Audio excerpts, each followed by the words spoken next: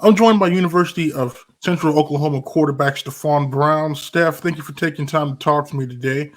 Could you start by telling the listeners and viewers a little bit about yourself? Absolutely, man. I appreciate you for having me. First of all, my name is Stephon Brown. I'm from Winston-Salem, North Carolina. I signed the Appalachian State out of high school. Uh, Spent the year there. I ended up enrolling early, so came in January. I was 17, a little young, so just adjusting to the new schedules and the work ethic I had to really get accustomed to. Just was kind of challenging to me, and so I kind of struggled in the academic, just putting all my priorities into football and just kind of leaving my academics on the side. So ended up having to take the JUCO route after a year in the Appalachian State, and ended up signing the TCU out of there. And I spent some time at TCU, spent the football season there. Had a great experience, and just felt like I wanted to kind of put my own stamp somewhere. So Coach O, who was here last year, just a mutual coach who was at my JUCO, and kind of introduced me to the fact that I could just come here, and just just kind of start my own legacy, if you would say that, just put my own stamp somewhere. Now your time at JUCO, if I'm not mistaken, correlated when Netflix was there. I think filming the Last Chance U series. What was that? What was that like? Like what was it? Was it I don't know, like distractions? Was it cool? How's the experience like having your whole season kind of documented? Yeah, actually, I ended up getting there after they finished filming season 4, uh, probably like around January. So I was there for the like the last little parts, but I wasn't there during the season. So thank God, I never really wanted to deal with too much of the the camera. I got to see what the cameras can do to people for sure. You know what I'm saying? You get people acting different when they come around. So I'm just glad that we got to just be camera free, and everybody was really get to just be themselves. And then, how would you describe your overall JUCO experience? JUCO made me who I am today for sure, man. Some of my best friends, just seeing guys progress. So many guys just going to the next level right now and just doing so many things at the level they're at. When they leave JUCO, and just it's just exciting to see. You know what I'm saying? You build a different type of relationship with the guys that you're really starving with out there, literally and figuratively. Now you mentioned you were at TCU, so unlike the majority of your current teammates, you actually had a season in 2020. What was that Yes, experience sir. like dealing with all the craziness that was the 2020 season? It was tough, man. It was tough because of course, I wasn't the only one who had to deal with it, but I just felt like, I feel like some people probably feel the same, but I felt like I worked so hard to get to where I wanted to be, and I felt like, like a part of it was taken away from me. It's good to be there, but you still don't get the whole experience when COVID is in the picture. You know what I mean? You don't get the 50,000 at the games. You probably get maybe 10, 15, 20,000 at a game. So I still enjoyed my experience, but COVID definitely took a detour on that. So then you transfer, you come to UCO. What I was Yes, sir. told, you weren't cleared before the Southern Nazarene scrimmage. You weren't cleared until like a couple of days beforehand. Yes, sir. Am I Actually, I correct? wasn't cleared till the day before the Oh, the scrimmage. exact Literally, day. Okay, yeah, the okay. day we had a team meeting before we had a team meeting before, and Coach Bobek, quarterbacks was in a different meeting room. We don't go to the special teams meeting, and he came in there and he let us know the news. So that was pretty good. That's pretty satisfying. I So was hurt what? that week. So what all like? What was the process like of having to, I guess, get eligible? I don't think it was a process. It was just having faith because I was never worried. I mean, I knew about the 2-4-2 rule before I left TCU. They kind of introduced me to the fact that if I was at 2 4 year universities, then I had the possibilities that I might have to sit. But I had great people standing by me. Coach Bobek stood by me the whole way. Mr. Reggie stood by me the whole way, and the whole academic team at UCO, and just stuck with me. It only took about 2 months, and we got it cleared up. I knew everything would end up working out in the end. So you get cleared the day before. You go out there in the fourth quarter of that scrimmage, and you lead the comeback. My understanding was, at least talking to Coach Bobek, that you really weren't that familiar with the playbook at that point. So then, how were you able to orchestrate that fourth quarter comeback? Yeah, that was crazy. I mean, Coach Bobek, I mean, he showed a lot of what I came to UCO for. Like he believed in me for sure that game. I pulled the ball the first play when I had no business doing it. I just wanted to make a play and I fumbled. And he could have snatched me and could have been like, you know what I'm saying? We're gonna let somebody else finish it out. But he let me in there and let me stick it out. And just him doing that to me kind of just like gave me that confidence that, all right, I don't know the playbook as well, you know what I'm saying? But I can use a little bit of what I know and just a little bit of my athleticism to just make some plays out here. And we ended up just stringing something together in the fourth quarter to come back. Now I know I asked you this in the past. I think specifically in the touchdown you threw in the season opener. You talking about going into playmaker mode. What exactly is going into playmaker mode for you? Going into playmaker mode is just, man, when I drop back and 1, 2, 3, that alarm clock kind of going off in my head, and just you just feel the presence. As a quarterback, you taught not to look down, but you always feel the presence of the backside rush or wherever they're coming from. And when I go into playmaker mode, I just, wherever I feel it from first, it kind of just comes out. You know what I mean? If I feel somebody pressing hard from the backside, then you just, my technique comes into play from the drills that I work so much. You know what I mean? And it just happens like that.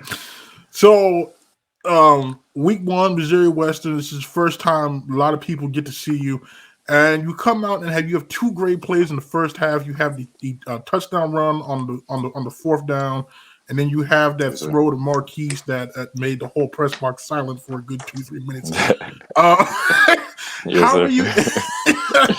How are you able to come out the gates firing that strong? Because one could figure, you're still with new teammates, chemistry, but in the first half, it really seemed like that wasn't a problem. So, how were you able to come out there firing and making those two plays uh, in particular? Yeah, man. It's funny how you talk about it, because just going into playmaker mode like we were just talking about. I mean, I talked to a lot of guys on the team, and they know, like, that play with Marquise. I mean, it wasn't even supposed to happen like that. You know what I'm saying? We went through the play. I went through my progressions, and I ended up feeling pressure on the front side. So I kind of just made a play, and he just know, Marquise just knows when I get out the pocket. He should probably go too. It's we were just on a great connection that day, and that was just nothing but God. I mean, if you look at the play, the DB had his hand all in his pocket. You know what I mean? So that was a great catch by Marquise. Yeah, but I felt like you're kind of understating the throw you made, though. I mean, that was a lot of air on that, right in the breadbasket, and I felt like what was more impressive. I watched the replay several times, and you somewhat set your feet, but still, that was still a very impressive throw here. So I don't want you to sell yourself short. Yes, Marquise made a good catch, but no, that was a pretty good throw, and Oh, I yes, feel like a sir. lot of I people appreciate you, in man. I appreciate attendance that. would agree that was a good throw. Um, and then your running style. I think you had like over 100 yards in that game rushing. And I think I asked you this after that game. A lot of quarterbacks, especially with your stature, would go down. You kind of lower the shoulder, and it almost at times seems like you kind of look for contact. Uh, I guess what has led you to this physical style of running that you have? Yes, sir. My pops played quarterback when he was younger, and just from where we come from, Winston, North Carolina. I mean, Pop Warner football is big.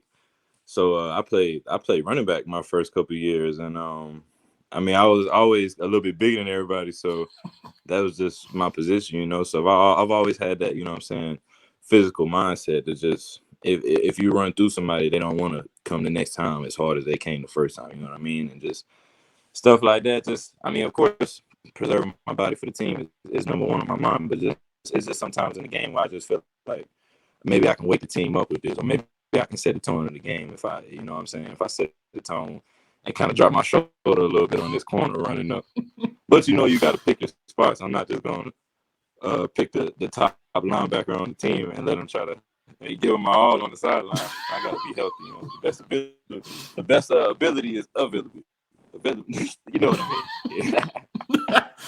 So okay, so you said that you played running back early in your career. So what was that adjustment like then going from running back to quarterback? Well, I think my dad kind of just let me play running back just to. I don't think he just wanted me to throw me into the position he played. You know what I'm saying? He kind of wanted me to get a feel for everything. But it ended up being the day in practice when I was like 8 years old. Where both the quarterbacks were on defense, and we needed somebody to play on offense. And the head coach ended up telling me to go. And ever since then, I never looked back. I've been calling the shots at quarterback since then. And it just, I feel like my pops just was waiting for me to take that move, and he just taught me everything. I never really had a quarterback coach. I trained a little bit with Steve Calhoun, but other than that, my pops has taught me everything I know. Okay, so after the Missouri Western game, there was that tough stretch, the Yeah, Emporia game, and then the Missouri Southern game, and then you ended up getting benched for Keats, but you still played, right? You know, you still played in like a running role. You finished with like 11 touchdowns rushing. So how I guess how were you able to kind of handle that and still carve out a role that helped the team have success? yes, sir, man. First of all, I mean, big shouts to Keith Calhoun, man. I learned a lot, just being in the same room with that guy just for a whole season, and just being able to soak up all the knowledge he had for the game. Being in this conference for as long as he was, I feel like he just taught me, so much. And I've been real humbled over my career. Like I told you, I've been to two different schools prior. So I've seen the goods and bads of what can happen in either situation. If I maybe at TCU I might have been upset about a situation like that and let my feelings show a little bit too much. You know what I'm saying? So this year, my whole big thing was just being the best teammate I can be. To everybody else out there. So whether my role was to throw the ball, whether my role was to run the ball, I was just gonna do that and do it to the best of my ability. And so that's kind of what ended up happening this year. Just I kind of ended up getting asked to run the ball a little bit more, and so I just had to roll with it and let my teammates know I'm a supporter no matter what. So the season ends. Coach Bobek steps down. Coach Durrell comes. What what was your initial, I guess, your initial thoughts after meeting Coach? Um, yeah, what were your initial thoughts after meeting Coach? Yeah, after I met Coach Durrell, I mean, still what I think of right now. I mean, he's very authentic. You know what I mean? He's not gonna sugarcoat nothing. You really get who he is based off the first 30 seconds that he's talking. He's been the same since he's been, and I just can't wait to go to war with him.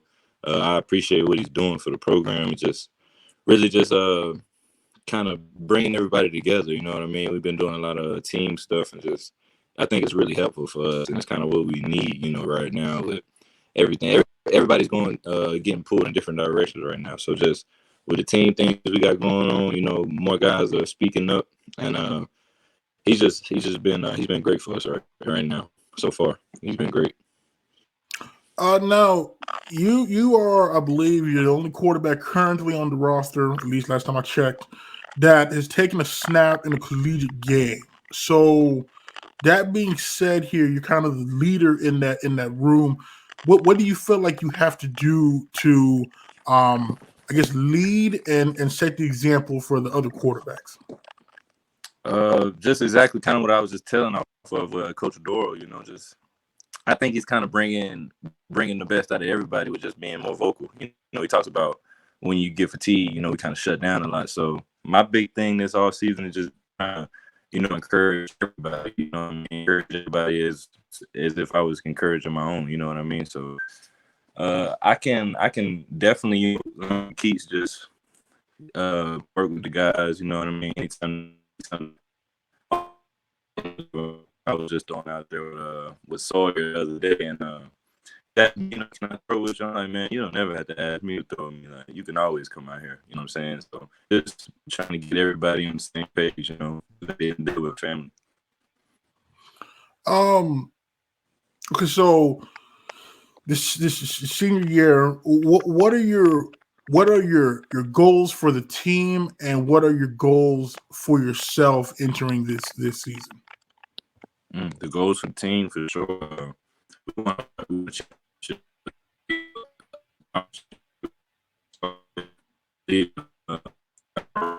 Day by day, we do when we're working this season is different, you know. You got to get in there. So I think everybody's got the same goal in mind right now. You know, we don't expect nothing less. You know what I'm saying? So we just got to raise the standard. You know what I mean? So my goals for the team are that, you know, we got to come back with some hardware. You know, so that's the biggest goal for the team, just to keep progressing the way we are right now, keep growing as a family. For myself, really just being more, first of all, being more vocal. You know what I'm saying? Using my voice more, bringing up everybody else. You know, when they might not be in the best situations, being more consistent, being staying in the pocket more when I can. You know, instead of just taking off and running, just staying in the pocket. I think it's really about trust. You know, when I really think about it, like I think I came in last year, and when you come into a new system, a lot of people don't really think about it with your O-line. I mean, a lot of it is trust. You know what I mean? And me trusting them that, you know, they're gonna hold up their responsibilities. They trusting me that I'm gonna be in a certain spot. I'm not gonna run. So my biggest jump from last year to this year is just be building that relationship with those guys, so they know, you know, what my initiative is, what I'm trying to do. I'm not trying to, you know, to just run every time. I'm looking to stay in that pocket and really chop defenses up this year and just use my legs when I have to or when I'm asked. And then going into the season, what do you feel like you need to improve on the most to have the most success? Improving on the most, I say just my footwork in the pocket, being more consistent. You know, it can get hard to kind of mimic that in drills. You know, working through you know, pocket presence. So I think my biggest thing is just be last year I feel like I took off sometimes and I kind of created my own pressure, just you know, not being decisive a lot. So I feel like this year I'm going to be a lot more decisive, you know, a lot more ease with my moves in the pockets, you know, and really just learn how to, you know, learn the game more, learn how to play the game more, and really pick defenses apart, you know. Okay, so we're gonna transition to the portion like I did with Jace and Dante, where we ask you questions. Not all of them related to football, but you know, kind of help people get to know who Stephon is off the field. So I ask, I see you're wearing a Tom Brady jersey, I believe. So I'm assuming you're a Buccaneers fan, or at least a Brady fan. So I say Brady fan. I ain't say Buccaneers fan. Oh, okay, so then who is your favorite pro team? You said favorite quarterback? No, favorite pro team. Oh, favorite pro team? I'm gonna roll with it's hard to say, but I'm gonna roll with the Panthers right now. I mean, I'm a hometown guy. It's hard to say right now. I mean, but I'm roll with them. And, okay, so are we on the Sam Darnold bandwagon here? Yeah. A little bit, man. I hope we can draft Malik Willis this year, man. Well, I've been hearing that they're high on Kenny Pickett. Kenny Pickett. I think they were high on him at the Senior Bowl. That would be a great pick too. Just somebody to come change the program, man. Yeah, it's kind of been tough since you guys made the Super Bowl. Okay, let's see here. Favorite musical artist? Musical artist? Man, all time, I definitely say I gotta say Lil Wayne. Definitely my favorite all time artist. More the old Lil Wayne right now. You know, just because of how everything is going. I don't, you know, just credit to anything. He's still great. I think he's too smart for his own good right now. You know, he knows so much that he just says anything he wants to say right now. Like the old Wayne was real hungry. You know what I mean? His metaphors was, you know, like no other. So I'm gonna go with that. But like right now, like I like No Cap. I like G Herbo. I like Kevin Gates. You know, that's a little bit of what I listen to. Okay. So I see both you and your running back Jace are on agreement here that old Lil Wayne is better than new Lil Wayne. Yeah, he got that for me, man. He got that for me. I told him that a long time ago. He want to be like.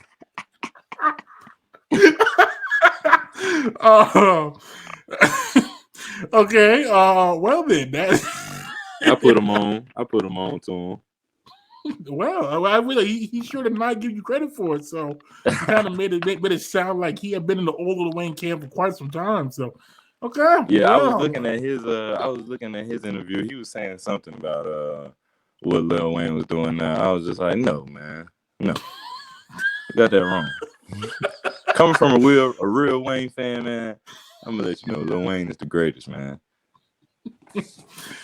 okay. Well, now that we have that cleared up, favorite TV show. TV show right now, or just like of all time? Both. Right now, today I was watching that Bel Air the series, and it was pretty good. I watched a little bit of BMF. That was a good show I like. But all time, I'd probably say Martin or Fresh Prince of Bel Air, probably. Okay. Solid choices.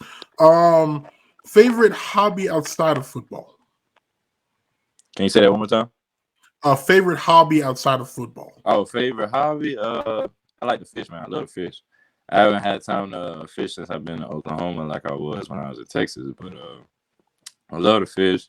I just had my son January 20th, so I just been, just getting adapted to the fatherhood, man. Just I love spending time with my family, with my girl, man. It's that's probably what I love to do the most outside of football, man. This past couple of years, I just really had a big appreciation of just family, So being in tune with my people just been one of the biggest things for me.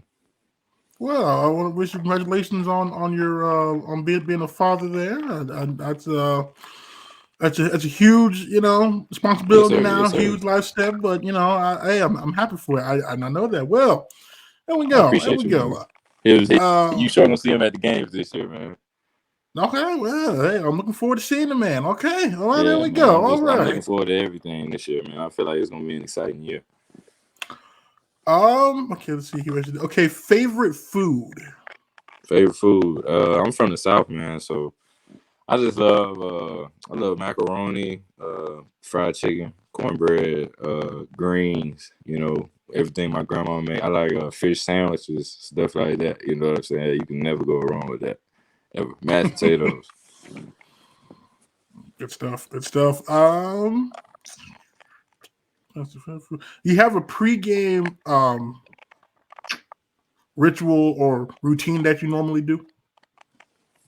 I say just ever since I was little, I've always just my pops always just taught me to just pray for the guys I'm playing for, pray for my guys, and just manifest. Really, that's what I like to do before the games. Just manifest what I'm gonna do, and just I think, and it's crazy, man, because I mean, it really takes a big toll sometimes. In Missouri Southern, just a big example. Like I felt like I didn't manifest that week. You know what I'm saying? No discredit to them, but I feel like I didn't really know who they were coming into this conference, and I feel like a lot of people downplayed them. You know what I mean? So coming into that game, I feel like we didn't, my team and myself. I don't think we manifested and talked about what we really wanted to do, and it took a toll on us. So I like to just before the game, just think about what I want to do, what I'm going to do, and just talk to my teammates about it as well. So we all, see the same picture and what we want to accomplish. Okay, then I guess finally here, do you have a message for the fans out there about what they can expect from you this upcoming season? Definitely. I'm not going, come out here promising anything. I can promise you 110% that you're going to see, just the real discipline of this team. You know what I'm saying? And just it's so much, man. It's so much that I could say right now, but I'm gonna just keep it to a minimum, man. You're just gonna see, hopefully, get to see the dedication that we put in throughout right now and throughout the summer, and hopefully, it just all comes out because it's a lot being put in right now. So, just what you get in, what you put in is what you get out, and so that's what we're going by right now. Well, no, I think spring ball should start here. I guess for you guys in about a month or so. I figure so. Yes, So I'm hoping you all have a good spring, a productive spring, and we carry that into the summer, and then into the fall camp, and we kind of get back to winning ways here. We kind of had a couple of down seasons, but I have a feeling just the vibe I've gotten from you, Jace, Dante, others that is kind of a different It's vibe. real, man. It's real. I'm telling you. You can't fake the funk no more. You know what I mean? Like when it's authentic, I feel like, you know what I'm saying? That's when you know it's real. Nobody's being forced to do any things that we're doing right now. I feel like it's all like we really want to be there. You know what I mean? Like we really want to interact with each other. Like we want to know how the next man is feeling. Coach was hit on the other day just when it was 4th and 1 and it hit. When it's 4th and 1 late in the game, it hits different when you know the man beside your story and you know what he fighting for too. You know what I mean? So that's just been big for us. So I'm bought in. I believe the hype for sure. Well, it's good. It's good. It's good. Like I said, I know the guys I've talked to that they're all kind of on the same page. They're all feeling the new energy. So, like I said, I hope this leads to success. But Stephon, I want to thank you for taking time. Life of a student athlete is busy. Life of a student athlete and a father is even more busy. Yes, sir, so I do appreciate you carving time. And I do also want to say, I'm mad I wasn't the first one you asked, man. I was caught off guard by that when you had responded and said you were waiting on me. I said, "Oh boy, this is like the first." First time I've been watching said man. I watch all your videos, man. I said, man, I'm the #1 fan. He's supposed to be in having me on here. I appreciate you though, man. It's always good talking to you, man. Well, I appreciate the support there, and I'm glad that you like the content. That's what I do it for. I hope I do it for you guys. You guys deserve the coverage, in my opinion. Good football players, good people. So I try to do the best I can. But yeah, I was definitely caught off guard there by the whole you were waiting. So I said, okay, well, we need to get this done then ASAP. We don't want to get man on here. Just leave. Man, keep on driving the content, man. I love it, man. I appreciate you, big dog. Yeah, I appreciate that, Steph. And again, any time you want to come back on, I think we plan to have Dante back on at some point during the spring. I know he wants to come back on for that. So, but any time you want to come back on, you're more than welcome to. Yes, sir, man. I definitely be hitting your line, man, for sure. You be safe, all right, man. You too. All right, man. Thank you so much. All right, no problem.